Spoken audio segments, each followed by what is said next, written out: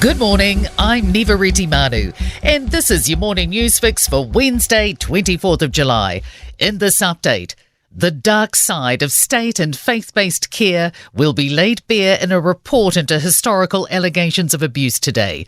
Hundreds of survivors are expected at Parliament for the tabling of the report this afternoon, said to be 3,000 pages long and weigh 14 kilograms.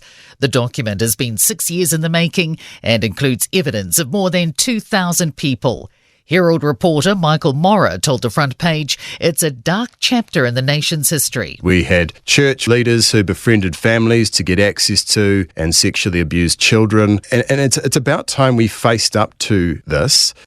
Also coming out today, details from the independent review into flooding in Hawke's Bay during Cyclone Gabrielle. Shannon Johnstone reports. The Hawke's Bay Regional Council commissioned the review to investigate the circumstances and contributing factors. It's looked at the council's flood management schemes and programs, how they performed, and decisions made during the cyclone. It will also make recommendations around long-term flood resilience. Findings and recommendations will be presented at the Regional Council meeting today. Suggestions Green members could support using waka jumping laws the parties previously opposed to get rid of Darlene Tana. The ex-Green MP's returned to Parliament as an independent. The Greens have been calling for Tana's resignation for weeks after a report into the MP's knowledge of alleged migrant exploitation at her husband's business. Co-leader Chloe Swarbrick says any action taken will need to be discussed at this weekend's AGM. She says a number of members have reached out to her incredibly frustrated about Tana's refusal to take accountability for her behaviour. Shared home ownership has been flagged as a way to get more people on the property ladder.